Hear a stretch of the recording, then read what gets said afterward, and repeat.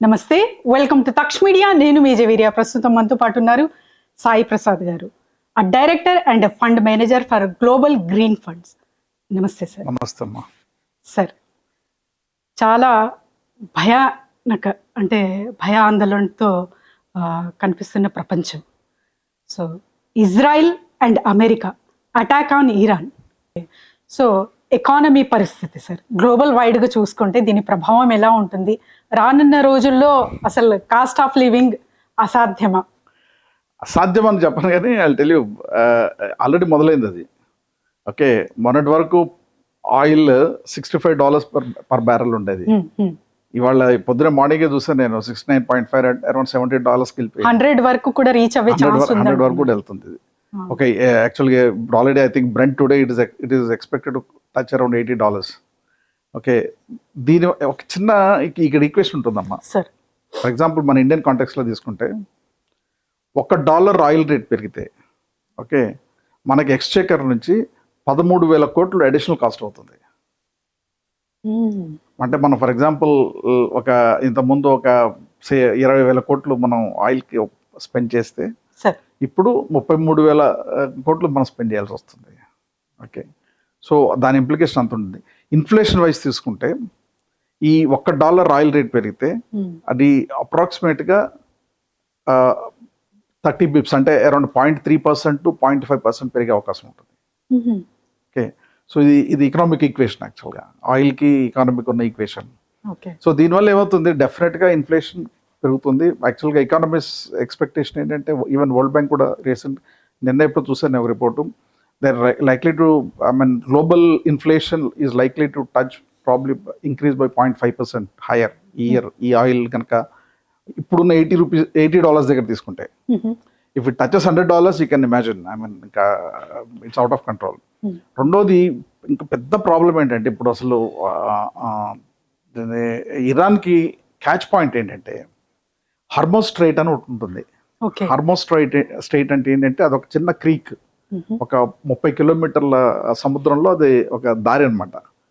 So central ఏషియాకి వెళ్ళాలన్నా రావాలన్నా అదే షిప్స్ అన్ని కూడా ఆ రూట్లోనే వస్తాయి. ఇట్స్ షిప్పింగ్ లైన్ రూట్ అనమాట అది. ఈ రూట్లో వచ్చేటప్పుడు ఏమవుతుందంటే, దీనివల్ల ఏమవుతుందంటే దాదాపు షిప్స్ అన్నిటికి కూడా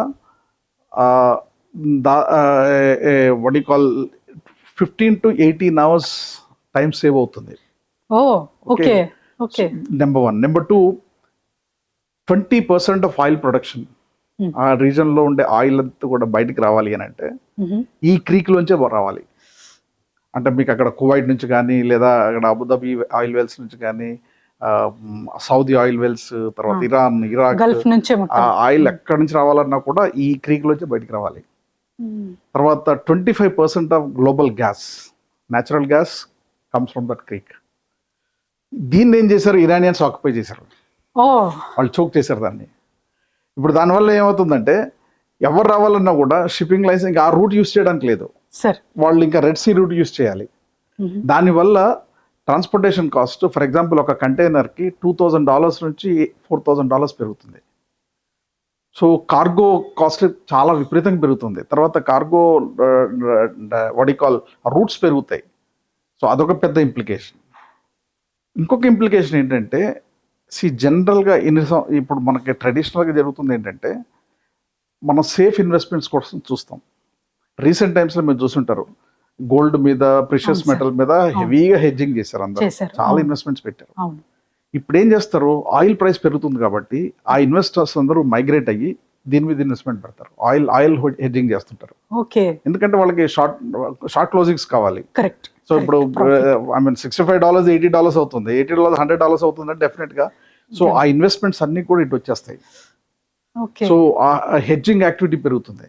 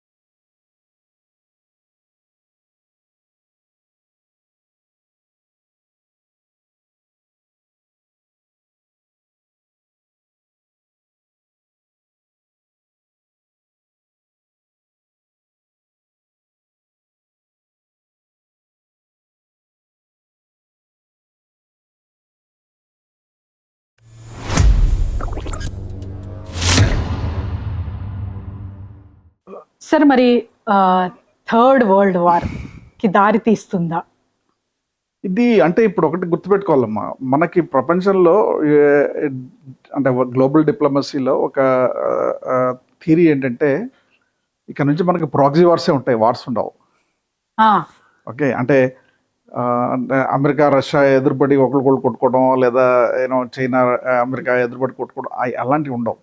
ప్రాక్సీ వార్స్ ఉంటాయి. ప్రాక్సీ వార్స్ అంటే అమెరికా ఒక కంట్రీ బ్యాకప్ చేస్తుంది, ఈ రష్యా చైనా ఇంకో కంట్రీ బ్యాకప్ చేస్తే వీళ్ళిద్దరు కొట్టుకుంటారు, అది రీజనల్ వార్ గానే ఉంటుంది అది. Okay, so chances of third world war is very very remote యాక్చువల్గా. ఇది బేసిక్ ఏంటంటే south east I mean central ఏషియాలో ఆర్ వెస్ట్ ఏషియాలో ఎవరు డామినెన్స్ కావాలి, ఎవరు డామినెంట్గా ఉండాలి. ఇజ్రాయెల్ ఆ డామినెన్స్ కోసం కష్టపడుతుంది, ఫైటింగ్ చేస్తుంది. సో వీళ్ళేంటి, ఈ Islamic countries they don't want give the domination. Correct. అందుకోసం వాళ్ళు ఫైటింగ్ చేస్తున్నారు. దానికోసం దీంట్లో అమెరికా దూరింది. సో అదే కానీ అంతేకాని అక్కడ వరల్డ్ వార్ అవుతుందన్నది చాలా రిమోట్ ఛాన్స్ యాక్చువల్గా. ఎవరైనా చెప్పినా కూడా it doesn't work. Okay, and Russia and China ఎందుకు సైలెంట్ గా ఉన్నారు సార్? ఇది చాలా ఇంట్రెస్టింగ్ క్వశ్చన్. ఇది ఎందుకంటే అందరు ఎక్స్పెక్ట్ చేసేది ఏంటంటే రష్యా అండ్ చైనా ఇమ్మీడియట్ గా వచ్చేస్తారు, బ్యాకప్ చేస్తారు. కానీ రష్యాకు ఉండే కంపల్షన్స్ రష్యాకు ఉన్నాయి, చైనాకు ఉండే కంపల్షన్స్ చైనాకు ఉన్నాయి. ఐ టెల్ యూ వాట్, యాక్చువల్గా ఇంట్రెస్టింగ్ ఏంటంటే రష్యాకి ఇరాన్కి ఒక మిలిటరీ కోఆపరేషన్ ట్రీటీ ఉంది.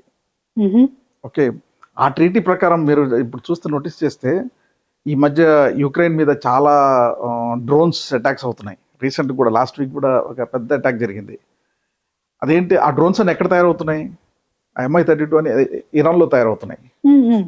సో ఇరాన్ రష్యాకి సప్లై చేస్తుంది. ఓకే, ఇన్ టర్న్ రష్యా ఏం చేస్తుందంటే, ఇరాన్ దగ్గర న్యూక్లియర్ వెపన్స్ లేవు, ఓకే, ఫైటర్ జెట్స్ లేవు పెద్దగా, అంటే ఉన్నాయి కానీ Su-32 ఫైటర్ జెట్స్ ఉన్నాయి కానీ it's not big actually in fleet.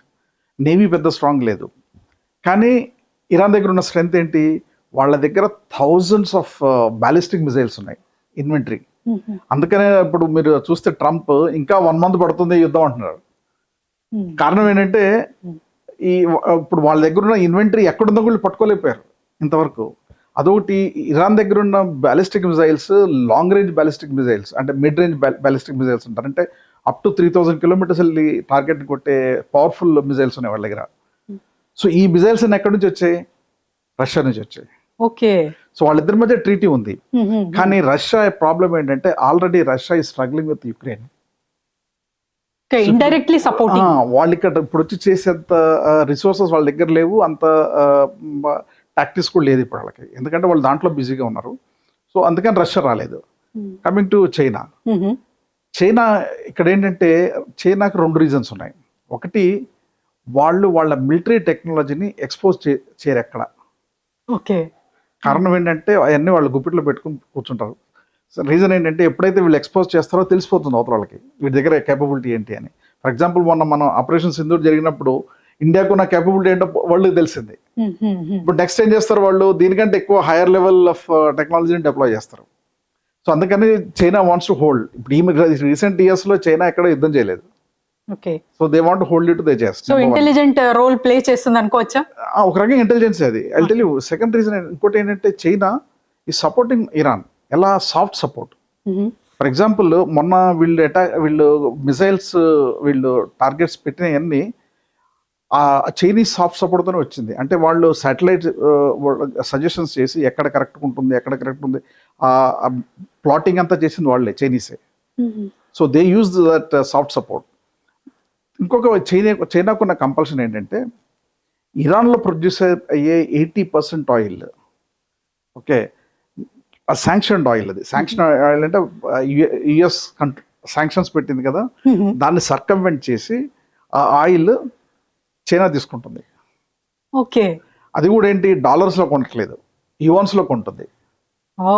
Okay, అది కూడా ఎలా, వాళ్ళ ఒక బ్యాంక్ ఆఫ్ కులాన్ అనేది ఒకటి ఉంది, ఆ బ్యాంక్ ఉంటుంది ఇరాన్ దగ్గర నుంచి. వాళ్ళు వీళ్ళకి ఇరాన్కి ఫండింగ్ చేస్తారు. ఈ బ్యాంక్ ఏం చేస్తుంది, వేరే మలేషియన్ ఆయిల్ అని చెప్పి చైనాకి పంపిస్తుంది. సో ఇప్పుడు చైనా ఏంటి, చైనా కొనే ఆయిల్ మొత్తం కూడా రష్యా నుంచి, ఇరాన్ నుంచే. ఓకే, సో ఈ ఈ ఈ ఈ cycle they don't want to break. ఇప్పుడు ఏం మాత్రం వాళ్ళు ఎక్స్పోజ్ అయినా కూడా ఈ సైకిల్ బ్రేక్ అవుతుంది. అందుకోసం అని China is also playing soft role. Okay, but వాళ్ళు మోరల్గా కానీ మిలిటరీ పరంగా కానీ వాళ్ళ సపోర్ట్, రష్యా చైనా సపోర్ట్ ఇరాన్కి ఉంటుంది. బట్ దే విల్ బి అంత బ్యాక్గ్రౌండ్ యాక్చువల్లీ.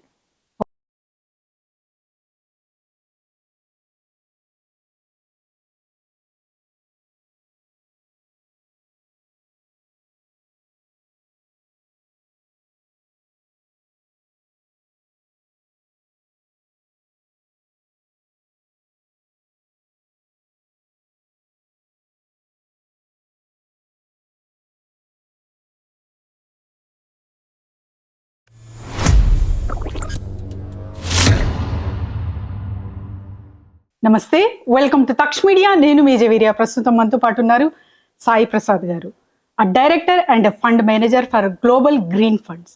నమస్తే సార్. నమస్తే అమ్మా. సార్, చాలా భయానక అంటే భయాందోళనతో కనిపిస్తున్న ప్రపంచం. So Israel and America attack on Iran, మరి ఇండియా పైన దీని ప్రభావం ఎలా ఉంటుంది? ఇండియా యాక్చువల్గా డెఫినెట్గా అండి it's going to be affected a lot. Reason ఏంటంటే యాక్చువల్గా మన there is a interesting thing actually. India Iranian relationships cultural కానీ వాట్ యు కాల్ ఫ్రెండ్లీగా కానీ for many years, hundreds of years యాక్చువల్గా. చాలామంది తెలియదు, హైదరాబాద్లో ఇరానియన్ కన్సులేట్ పెట్టి 50 years, దాదాపు 50 years బ్యాక్ పెట్టారండి. అంటే అంతమంది ఇరాన్ నుంచి, హైదరాబాద్ నుంచి ఇరాన్ వెళ్ళేవాళ్ళు. తర్వాత చాలా మన cuisine it comes from Iran యాక్చువల్గా. ఫర్ ఎగ్జాంపుల్ సమోసాస్, తర్వాత ఇక్కడ మన దగ్గర ఉండదు కానీ మీరు గుజరాత్ కానీ బాంబే కానీ వెళ్తే కుబూస్ అని అంటారు. కుబూస్ ఇట్లాంటివన్నీ అక్కడ నుంచి, ఇరాన్ నుంచి వచ్చిన. ఈవెన్ హలీం కూడా ఇరానియన్ డెలికసీ అంటారు. సో అంత కల్చరల్గా మనకి మనకి ఆ రిలేషన్షిప్ ఉంది. రెండోది, ఫర్ ఎగ్జాంపుల్ మన హైదరాబాద్లో ముందు పర్షియనే ఉండేది, తర్వాత ఉర్దూ వచ్చింది. సో అంత రిలేషన్షిప్ ఉంది. అయితే ఇంకొక ఇష్యూ ఏంటంటే, ఇండియాకు ఉన్న కంపల్షన్స్ ఏంటంటే, ఇది ఒకరేమో culturally we are very close and very align. నేను పర్సనల్గా I travel to Tehran and it's very friendly to India actually. వాళ్ళు అక్కడ మనకున్న ఇంకొక ఇబ్బంది ఏంటంటే, అక్కడ చబహార్ అనే ఒక పోర్ట్ ఉంది. దాన్ని నార్త్ వెస్ట్ లాజిస్టిక్ కారిడార్ అని డెవలప్ చేయాలని ఇండియా ప్లాన్ చేసింది. అదేంటంటే మనకి గుజరాత్ నుంచి just probably around 4 hours 5 hours డిస్టెన్స్లో you can reach that place. Okay, అక్కడ నుంచి మీరు సెంట్రల్ ఏషియాకి వెళ్ళాలంటే, రష్యన్ కంట్రీస్ కానీ, ఆఫ్ఘనిస్తాన్ కానీ, టర్కీ కానీ, అంటే ఎటు వెళ్ళాలన్నా కూడా, లేదా ఈస్టర్న్ యూరప్ కానీ, ఇట్స్ వెరీ ఈజీ. సో అక్కడ నుంచి రష్యా యాక్చువల్గా రైల్వే నెట్వర్క్ డెవలప్ చేయాలని ఒక ప్లాన్ ఇంతకుముందు ఉండింది. సో శాంక్షన్స్ వల్ల డిలే అయింది. ఇండియా ఆల్రెడీ దాని మీద చాలా డబ్బు ఖర్చు పెట్టినాయి. Okay, so now that is in limbo. Second point ఏంటంటే, యాక్చువల్గా ఇరాన్ కనుక ఈ రెజిమ్ చేంజ్ అయితే అక్కడ కొత్త రెజిమ్ వస్తుంది. కొత్త రెజిమ్లో ఇండియాకున్న డిప్లొమాటిక్ కంపల్షన్స్ ఏంటంటే, American again it's another American puppet will sit there actually. So అది మనకంత మంచిది కాదు. ఎందుకంటే రెండోది, ఇప్పటికి కూడా చంక్ ఆఫ్ ఆయిల్ మనకి ఇరాన్ నుంచి వస్తుంది at very very reasonable pricing యాక్చువల్గా. ఓకే, బయటకు డిస్క్లోజ్ చేయరు కానీ we get at discounted price. Okay, మనకి అటు సైడ్ నుంచి సౌదీ నుంచి, ఇరాన్ నుంచి, ఆ గల్ఫ్ నుంచి వచ్చే ఆయిల్ అంతా కూడా ఇండియాకి it's one of the very key resource అనమాట. అది డెఫినెట్ ఎఫెక్ట్ అవుతుంది. ఎందుకంటే ఆ ఆయిల్స్ అన్నీ కూడా వేరే చోటుకి డైవర్ట్ అవుతాయి. ఓకే, ఆ రిలేషన్షిప్ బ్రేక్ అవుతుంది. థర్డ్ ఇంపార్టెంట్ పాయింట్ ఏంటంటే, when oil becomes expensive, gas becomes expensive, ఆ ఇన్ఫ్లేషన్ మన ఇండియా పైన కూడా పడుతుంది భయంకరంగా. అది కూడా we should be ready to bear that inflation element. High cost కానీ, లేదంటే దానివల్ల వచ్చే ఈవెన్ లాజిస్టిక్ కాస్ట్ కానీ. లాజిస్టిక్ కాస్ట్ అంటే ఫర్ ఎగ్జాంపుల్ మనకి సెంట్రల్ ఏషియా నుంచి మనకి ఏ కార్గో రావాలన్నా కూడా ఇప్పుడు మనం $2,000 నుంచి $4,000 ఎక్స్ట్రా పే చేయాలి పర్ కంటైనర్. సో ఆ కాస్ట్ అంతా మన ఇండియా మీద పడుతుంది. ఇంకోటి ఇంపార్టెంట్ ఏంటంటే, 40% of Indian basmati rice is exported to Iran. Okay, so ఆ మార్కెట్ బ్రేక్ అవుతుంది. తర్వాత మన tea 30% of our tea it goes to Iran and neighbouring countries. ఆ మార్కెట్ బ్రేక్ అవుతుంది. తర్వాత ఇది కాకుండా lot of spices we sell it in Iran and we import lot of spices from Iran, especially dates ఇట్లాంటివన్నీ. ఆ business దెబ్బతింటుంది. So డెఫినెట్గా India is going to be one of the affected countries directly. Indirect factors వదిలేసినా కూడా direct మనకి effect ఉంటుంది దాని మీద. So we should be prepared for that. Okay, so ఎంతవరకు ఎక్స్టెండ్ అవ్వచ్చు సార్ ఈ వార్? ఇది చాలా వడి కాల్ ఇంట్రెస్టింగ్ క్వశ్చన్ యాక్చువల్గా. ఎందుకంటే ట్రంప్ ఏమో 1 month అంటున్నారు, బట్ నా ఐడియా ఏంటంటే ఇది 1 month 1 week అని చెప్పడం కష్టం. కానీ ఇరాన్కి 2-3 ఇంపార్టెంట్ స్ట్రెంగ్స్ ఉన్నాయి. ఒక స్ట్రెంగ్త్ ఏంటంటే ఇందాక నేను చెప్పినట్టు బ్యాలిస్టిక్ ఇన్వెంటరీ. వాళ్ళ దగ్గర ఉన్న బ్యాలిస్టిక్ ఇన్వెంటరీ ఇస్ ఫినామినల్. ఇక్కడ అర్థం చేసుకోవాల్సింది ఏంటంటే ఎవరైనా కూడా ఇరాన్ ఇప్పుడు ఇజ్రాయెల్ ఇరాన్ మీద అటాక్ చేసిందంటే ఇరాన్ ఒక్కదాని మీద అటాక్ చేయడం కాదు. నేను ఇందాక మీకు బిగినింగ్లో చెప్పాను యాక్సిస్ ఆఫ్ రెసిస్టెన్స్ అని. అంటే హౌతీస్, హమస్, హిజ్బుల్లాస్, ఇంకా మిలిషియా గ్రూప్స్ ఉన్నాయి సిరియాలో, తర్వాత ఇరాక్లో, ఆఫ్ఘనిస్తాన్లో. వీళ్ళందరూ కూడా ఏకమవుతారు ఇదే కనుక ఇలా ప్రొలాంగ్ చేస్తే. సో అప్పుడు ఏమవుతుంది, వాళ్ళందరూ ఇజ్రాయెల్ మీద మిగతా కంట్రీస్ మీద అటాక్స్ మొదలు పెడతారు. సో అదొక పెయిన్ పాయింట్ లా తయారవుతుంది. అది it's huge damage, collateral damage అవుతుంది. సో ఇది యాక్చువల్గా America has made a mistake. America ఎంతసేపటికి రెజిమ్ చేంజ్ అంటున్నారు. రెజిమ్ చేంజ్ అంటే ఫర్ ఎగ్జాంపుల్ అక్కడ రెజిమ్ అంటే అక్కడ ఏంటంటే ఇరాన్లో ఇంట్రెస్టింగ్ థింగ్ ఏంటంటే వాళ్ళ ఇన్స్టిట్యూషన్స్ చాలా స్ట్రాంగ్. వాళ్ళ ఇస్లామిక్ సిస్టమ్ కానీ, వాళ్ళ షరియా సిస్టమ్ కానీ, లేదా వాళ్ళ గవర్నెన్స్ సిస్టమ్ కానీ, మిలిటరీ సిస్టమ్ కానీ చాలా స్ట్రాంగ్. ఇప్పుడు ఫర్ ఎగ్జాంపుల్ కొమినేనిని వాళ్ళు అసాసినేట్ చేశారు. సరే వాళ్ళు సన్ అవుతారు అనుకున్నారు, కానీ హీ వాజ్ ఆల్సో కిల్డ్. ఇమ్మీడియట్గా ఏం చేస్తారు, ముగ్గురు member committee they took over the institution. So వాళ్ళకి ఆ బ్యాకప్ ఉంది. రెండోది Islamic hard liners are very strong in Iran. అంటే ఈ షరియా సిస్టమ్ని ఫాలో అయ్యే వాళ్ళు చాలా స్ట్రాంగ్గా ఉన్నారు. వాళ్ళంత ఈజీ కాదు వాళ్ళని బ్రేక్ చేయడం. ఇప్పుడు ఫర్ ఎగ్జాంపుల్ ఇరాక్లో సద్దాం హుస్సేన్ కొట్టేస్తే అక్కడ ఎవరు లేరు, అందుకని ఈజీగా క్యాప్చర్ చేయగలిగారు. లిబియాలో గడాఫీని కొట్టేస్తే అక్కడ ఎవరు లేరు. కానీ ఇరాన్లో అలా కాదు, they have backup, strong institutions backup. So ఇప్పుడు అమెరికా ఏం చెప్పింది, మా ఓన్లీ ఇంటెన్షన్ రెజిమ్ చేంజ్ అంది. రెజిమ్ చేంజ్ అయినప్పుడు ఖమేనీని కొట్టేశారు. అలాంటప్పుడు ఆపేయాలి కదా. కరెక్ట్. మరి ఆపట్లేదు ఎందుకని అంటే వాళ్ళకి ఇంకా రెజిమ్ అంత స్ట్రాంగ్ ఉందన్నమాట. సో దాన్ని బ్రేక్ చేయడం అంత ఈజీ కాదు. సో అది ఎన్ని రోజులు పడుతుందని కూడా చెప్పడం కష్టం. ఎందుకంటే సిఐఏ కొన్ని 50s of years నుంచి అక్కడ చేంజ్ తీసుకురావాలని ట్రై చేస్తుంది. Nothing happened. ఓకే, అదొక ఇష్యూ. థర్డ్ ఇష్యూ ఏంటంటే ఈవెన్ ఇరానియన్ ఆర్మీ కూడా చాలా స్ట్రాంగ్. మీరు ఇరానియన్ ఆర్మీని కానీ లేదా IRGC కాప్స్ అంటే ఇరానియన్ రెవల్యూషన్ గార్డ్స్ కాప్స్ వీళ్ళిద్దరు కలిపితే దాదాపు 6 లక్షల మంది వాళ్ళ మిలిటరీ ఫోర్స్ అది. And there all well trained commandos. So వాళ్ళని ఎదుర్కోవటం కూడా అంత ఈజీ కాదు. సో నేను ఓవరాల్గా చెప్పేది ఏంటంటే ఇది ఇవాళ అవుతుందా రేపు అవుతుందని చెప్పడం కష్టం. కానీ it can happen in 1 week or it can happen in 1 month or few months also. Ukraine war మొదలు పెట్టినప్పుడు సేమ్ క్వశ్చన్ అని అడిగారు, ఎన్ని రోజులు పడుతుందని. నేను చెప్పాను యుక్రెయిన్ వార్లో మొదలు పెట్టినప్పుడు న్యూక్లియర్ ప్లాంట్స్ అన్ని రష్యా కంట్రోల్ వచ్చేంత వరకు అది వార్ జరుగుతూనే ఉంటుంది. It can be 1 year, it can be 2 years, it can be 3 years అని. ఇప్పుడు ఎంతండి, ఆల్మోస్ట్ 3 years దాటిపోయింది, క్లోజ్ టు 4 years. సో ఇది కూడా అలాగే. ఇంకా అదేంటంటే అలా బర్న్ అవుతూ ఉంటుంది.